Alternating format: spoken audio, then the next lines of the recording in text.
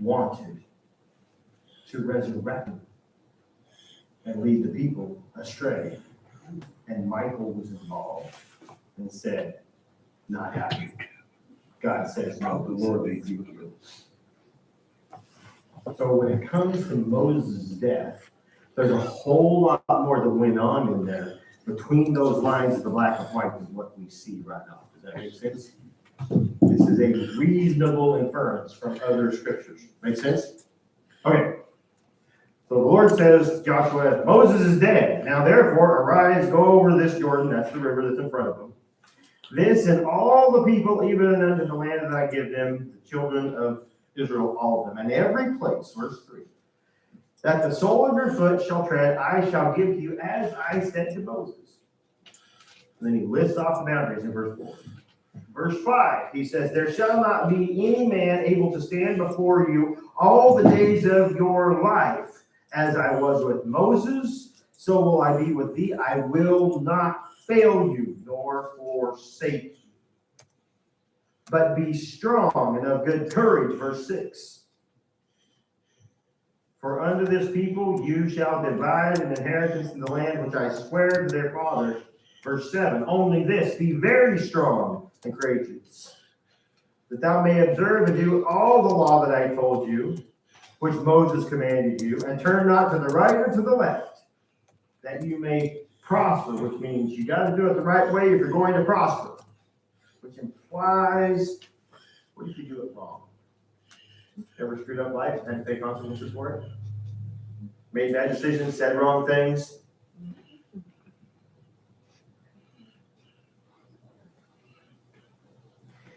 This book of the law shall not depart from your mouth. You shall meditate on it day and night, verse 8. You may observe everything that's written in it, that you shall make your way prosperous, and then you will have good success. Have I not then commanded you, be strong and of good courage? Do not be afraid, neither be thou dismayed, for the Lord thy God is with you wherever thou goest. That's King James East for saying, pay attention, Joshua, I am with you. I'm not going to leave you. I'm not going to forsake you. I know everything about what's going on in your life and what is to come. And if you're going to succeed at this thing, it's an if. Do things the right way.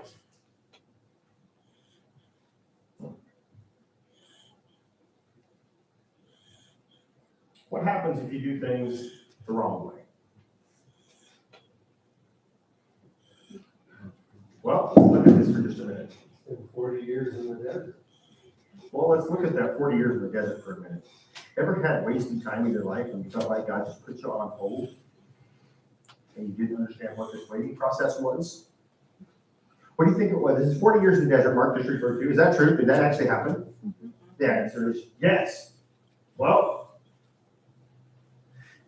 let's look at, turn back to Exodus chapter 23 for just a minute. I want to talk to you about that 40 years in the desert.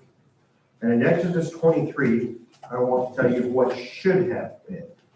In Exodus 23, verse 28 is what I want you to pay attention to.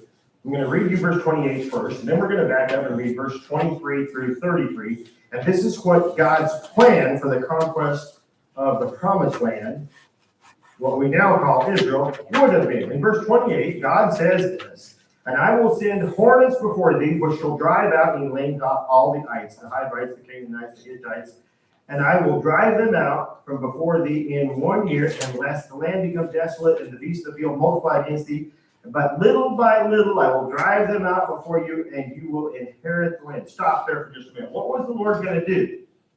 He was going to send the people into the land, and little by little he was going to cause a plague of hornets so bad that the people who were indigenous, who lived there, was going to leave because they couldn't tolerate the hornets anymore. Is that what he says? Yeah. Okay, look back at the battle plan, for lack of a better word. Let's look back at verse 23. For mine angel, by the way, Old Testament, anytime you see the angel of the Lord who is talking, this is pre-incarnate Christ. This is Jesus talking. Mine angel shall go before thee and bring thee into the land of thee. Lists off all the ites, the Amorites, the Hittites, the Perizzites, the Canaanites, the Hivites, the Jebusites, and I will cut them off. That is Old Testament used for it. It will be an end of them.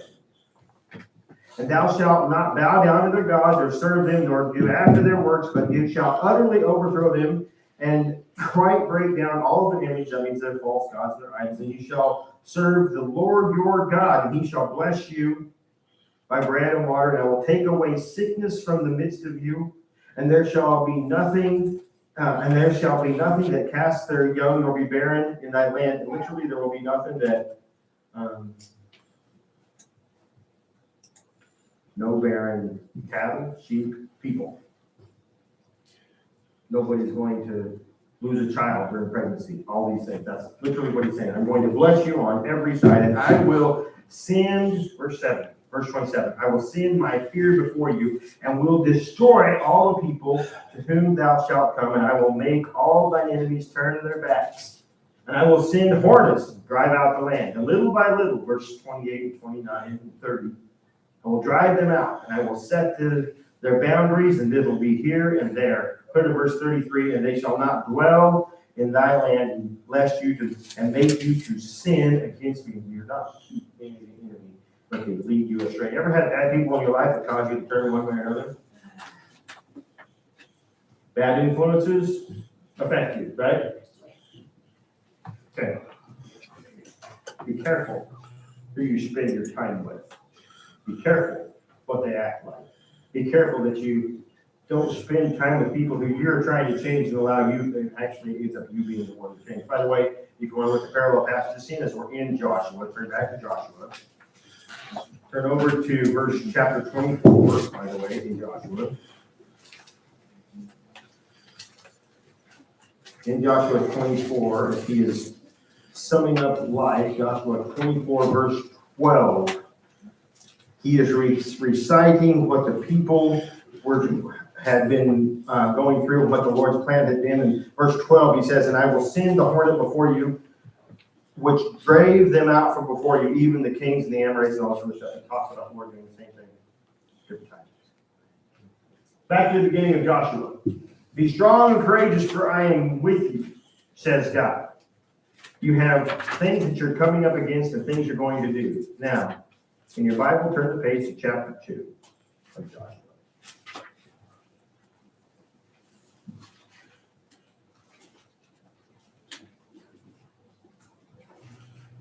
In the verses that I skipped over because of time, you'll find that Joshua summoned all the people, and they all pledged their allegiance to Joshua. And verse 18, if there was any dissension, people who would not follow, they were put to death. You'll find that God has not a lot of patience for dissension.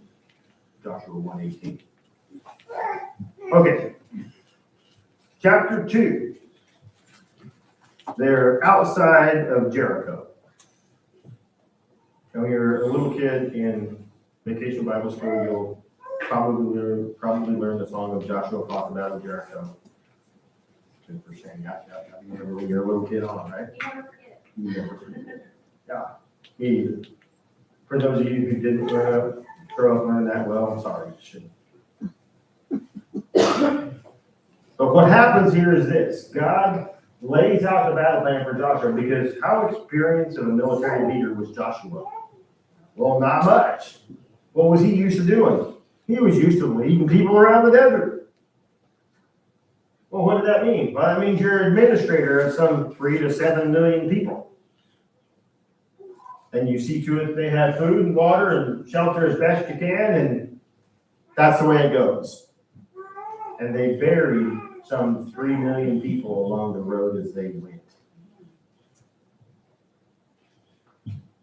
That's the downside for disobedience. It has a cost. Why do I keep mentioning that? Because in our lives, there is a downside for disobedience. And it has an effect and a cost on our life. Now, in those first few verses I read to you out of Joshua 1, God says, meditate upon his word, that you don't turn to the left or to the right, so that you will what? Prosper. Well, why does he say that? Because if you don't behave, I will be forced to discipline you. Okay, Joshua chapter 2.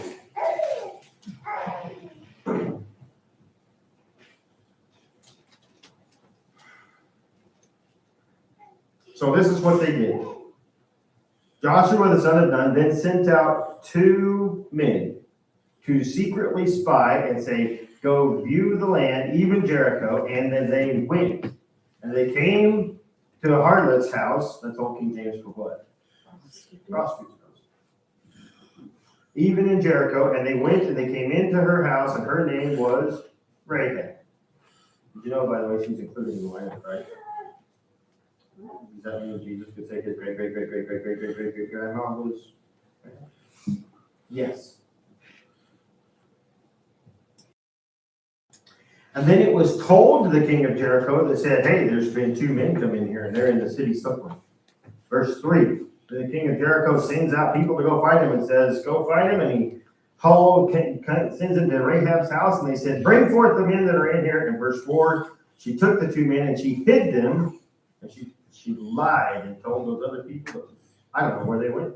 Verse 5, and it came to pass about the time of the shutting the gate, for of course they closed all the gates every night for security purposes, that when it was dark, the men went out, and this is the story she's telling them. She says, and I don't know where they went. Go pursue them and go look for them. Literally, she lied and said they snuck out. I don't know where they went. Look what she actually did. Verse 6. But she had brought them up to the roof of the house and hid them with the stalks of the flax that she had drying on her roof. And then the men pursued out the gate and went by the way of the Jordan to the fords. That means they went clear up to the outer edges of the people of Israel, looking for them. Verse 7. And as soon as, verse 8, and before they were laid down, she came back up to them on the roof, and she said this to them. Verse 9. She begins in verse 9 and through, about verse 22 or so, they make this covenant. And she says to the men, here's what I want you to listen to. This is a pagan nation, a nation state, Jericho, which, as we read the rest of this, I don't know if we'll have time to explore it or not. It says that when the people of Israel conquered the city, the walls fell out. And it has been proven that it did exactly that. That's what archaeology says. And she makes this pact with the people. And her line lives. And she was allowed to be in the land of Christ. I want you to see what she had heard. She's a prostitute. Does she run into people in every time of life? And what are they doing? They're talking about what they're afraid of. Look at what she had heard. And she'll say things like, we have heard. Look at verse 9. And she said unto the men, I know that the Lord has given you the land, and that your terror is fallen upon us. Remember the Lord said, I will go before you? The fear of the Lord. Your terror is upon us, and that all the inhabitants of the land faint before you. That's King James for they are fearful because you guys are here. For we have heard, verse 10. What have they heard? They have heard how the Lord dried up the water of the Red Sea. They heard what? Well, remember when the Lord opened the Red Sea and the Israelites went across on dry land, and then in about 1995 or 6, they found all of Pharaoh's chariots buried on the bottom of the Red Sea. All this stuff that they said never happened really did happen. And then as you go up this giant wadi that looks like somebody had cleared all the rocks out of the middle of it, so it has almost a road going up the middle of it that no hands in any modern age ever built a road. You could drag carts through all the rocks are parted. It looks like a road going up the middle. You come to this giant rock. It's about it's bigger than that door, and it's split right in two. And I think it's the rock with water came out. You ever look that stuff up on? It's real. For we have heard how the Lord dried up the water in the Red Sea, and how you came out of Egypt, and how you did what you did to the previous people you ran into. He names them all. And verse 11, as soon as we heard these things, look what happened in their hearts. Our hearts did melt. Neither did there remain any courage in any man because of you. For the Lord your God, he is the God of heaven and in the earth beneath. What is she saying? We know your God is the real God because you plundered Egypt without ever raising a sword. You crossed the Red Sea, which is impossible on dry land. And then you conquered these kings and these kings and these kings, and there ain't nothing left of those guys. So we are in fear. Therefore, verse 12, I pray that you swear unto me by the Lord. She used his name. She knew who she was talking about. But since I have showed you kindness, literally spared your life, that you will also show kindness unto my father's house and give me a true token. This be it, verse 13, that you will save alive. I thought that was interesting. Alive, not just. Okay. You will save alive my father and my mother and my brothers and my sisters and all that they have, and deliver our lives from death. And the men answered her, our life for yours, if you utter not a word about this business. And it shall be that when the Lord has given us the land, that we will deal kindly and truly with thee. And then she let them down by a cord out of the window and of her house that was on the wall, for she dwelt upon the wall. And she said unto them, get you off to the mountain, literally run to the mountains, and hide there for 3 days, because those people that are looking for you are going to look for 3 days. And the men said to her, we will be blameless of this oath that we have made with you. You have made us swear. But behold, when we come into this land, you shall bind this line that she had let them down with, this scarlet thread, should say scarlet robe, or a red robe, in your NIV, in the window which you did let us down. And thou shalt bring thy father and your mother and your brethren and all your father's household home unto thee. And it shall be that whoever shall go out the doors of your house and into the street, his blood is on his own head, and we will be guiltless of him. But whoever shall be with you in your house, his blood shall be upon our head. And if you tell anybody about any of this business, verse 20, then we will quit thine oath. In other words, we have no part of it. You go tattling about this, and all bets are off. Verse 21. And she said, according to your words, so be it. And then she sent them away, and she bound the scarlet line in the window, and then they went off to the mountain. The rest of this, they go, the spies return to Joshua, and they tell him all this is going on, and then the Lord begins, and it takes like 6 chapters of Joshua before you see how this all went. Now, turn over to chapter 6. You find Joshua chapter 6. By the way, there was a Christian singer in the late 80s, early 90s by the name of Carmen.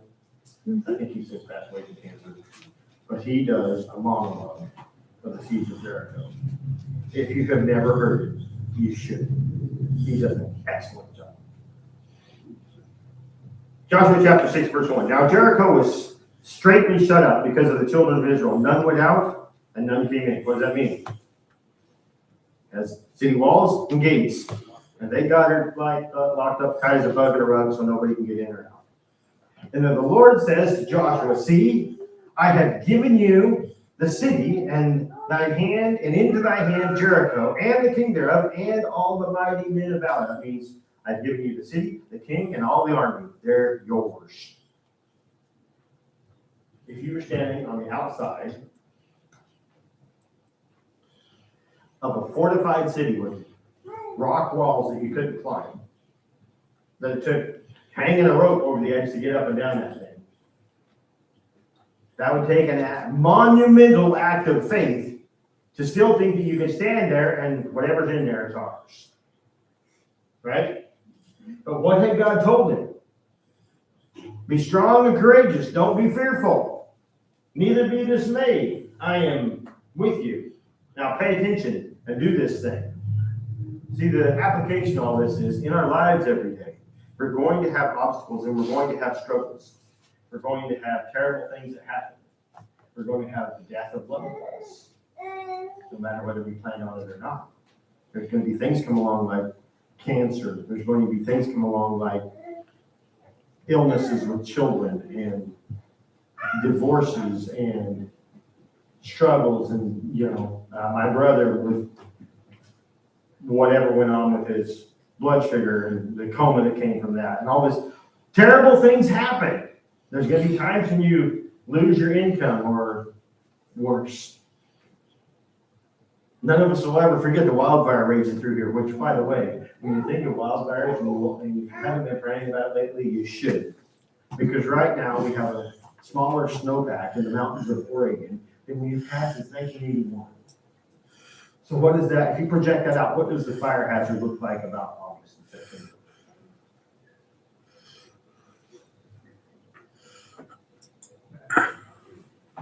Not good. Okay. Now Joshua was there standing in front of Jericho, and Jericho was tightly shut up. And then the Lord said, see, I've given all these. And then the Lord lays out the battle plan. If God was ever to tell you this is what you're going to do and how you're going to do it, wouldn't that be the thing you would want? That'd be exactly what I would want, right? If you didn't know how to do something, he says, listen, pay attention. This is how you're going to do this. Look at the instructions. You shall compass about the city. That means you shall go around about the city. All the men of war. What does that mean? All the army. And you shall go around the city once. You shall do this 6 days. What does that mean?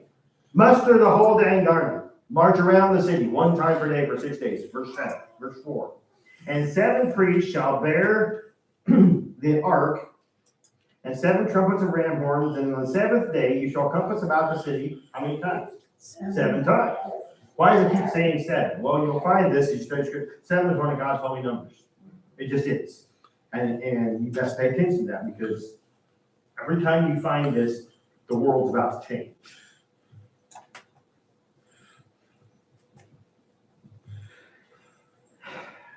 You shall compass the city 7 times, and then the priest shall blow the trumpets. And this is God speaking, remember, verse 5. And it shall come to pass that when they make a long blast with the ram's horn, and when you shall hear the sound of the trumpet, all the people shall shout a great shout, and the wall of the city shall fall down flat, and the people shall ascend up, every man straight before him. But that's what God's been speaking. This is the battle plan. This is how you're going to take the city. You're going to go march around the city once a day. And then on the 7th day, you're going to have the priests out in front. And they're going to do this thing. And you're going to go around 7 times. And then they blow the trumpet, the shofar. And then what? And then every man shout a great shout. I've heard of people being loudmouth before, but never have I seen somebody loudmouth enough to knock anything down, let alone the wall of a fortified city. Well, what happens? Well, the people are on the outside. If it was something coming from them, the force would have gone in, right? But the walls fall down out, which means who pushed the wall down? Ever had walls in your life that you didn't know how to get past? Ever had things you didn't know how to conquer? Ever had battles that you didn't even know how to fight? Ever felt like you were disarmed and untrained to deal with the things that were in front of you? Don't all those descriptions fit Joshua?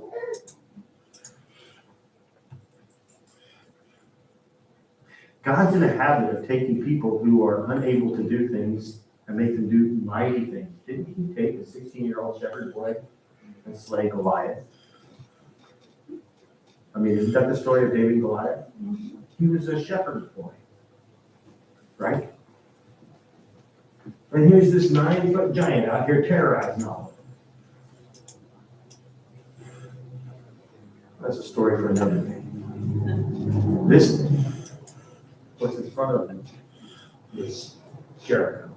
God says, this is how it's going to be. So, Joshua responds in faith. Verse 6, he calls the priests to him and says, take up the ark of the covenant and let 7 priests bear 7 rams of ram's horns before the ark of the Lord. And then he said to the people, this is what we're going to do. And he lays out the battle plan, and then they do it. Verse 7 and verse 8. Now,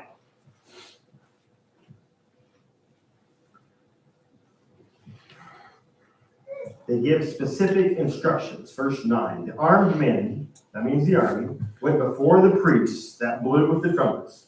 And the rearward came after the ark, and the priests going on and blowing with trumpets. And then Joshua commanded the people, saying, you shall not shout, you shall not make any noise, with your voice, neither shall any word proceed out of your mouth until the day that I bid you to shout, and then you shall shout. So the ark of the Lord compassed the city, going about it once, and then they came back into camp, and they lodged in the camp, which means it was silent. And then Joshua rose early in the morning, and the priests took up the ark, and the 7 priests, and they did all this thing, and they went and did that again. And the second day, verse 14, they compassed the city once, and then they just returned to the camp, and they did this 6 days. That's verse 14. Now look at verse 15. And it came to pass on the 7th day that they rose early about the dawning of the day. Which, by the way, did you notice the sunrise this morning? I was thinking we were going to see a spectacular sunrise, but the robin egg blue for along the whole against the Black Mountains for a solid hour, 15 minutes before it got lighter, and then there was just a few clouds. It was not an amazing sunrise. But that blue was unlike any blue I'd ever seen. It just lasted forever. Usually it's only minutes, but it was an hour and 15 minutes this morning. He rose up before, let's see. And it came to pass on the 7th day that they rose up early about the dawning of the day, and they compassed the city in the same manner 7 times. Only on that day, on that day they compassed it 7 times, verse 16. And it came to pass at the 7th time, literally at the end of the 7th pass, that when the priests blew with the trumpets, Joshua said to the people, "Shout, for the Lord has given you the city, and the city shall be cursed, even it and all that are in it.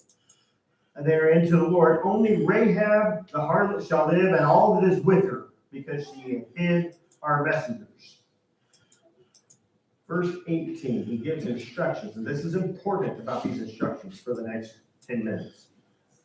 "And you, in any wise, keep for yourselves from the accursed things," literally anything in the city, "lest you make yourselves cursed when you take of the cursed thing, and make the camp of Israel a curse and trouble it. But all the silver and the gold and the vessels of brass and iron and the consecrated things, they are to come into the treasury of the Lord." So what did he just say? You're not to keep anything. And if you do, it's going to affect all of us. The Lord say, be careful, don't turn to the left or the right, so that you prosper. The other side of prospering, the other side of that coin is discipline. Right? So all the people shouted when the priests blew with the trumpets, and it came to pass that when the people, verse 20, heard the sound of the trumpet, and the people shouted with a great shout, that the wall fell down flat.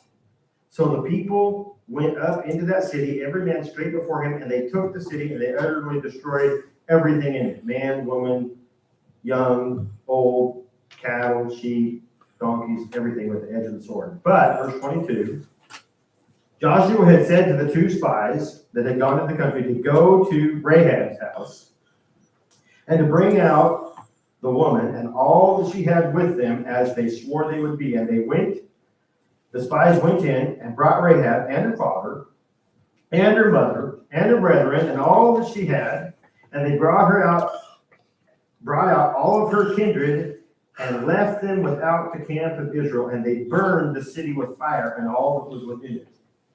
Only the silver and the gold and the brass vessels of brass and iron did they bring into the treasury of the Lord. And Joshua saved Rahab the harlot alive, and all of her household, and all that dwelled with her. And they are with Israel even unto this day, because she hid the messengers which Joshua had sent unto Jericho.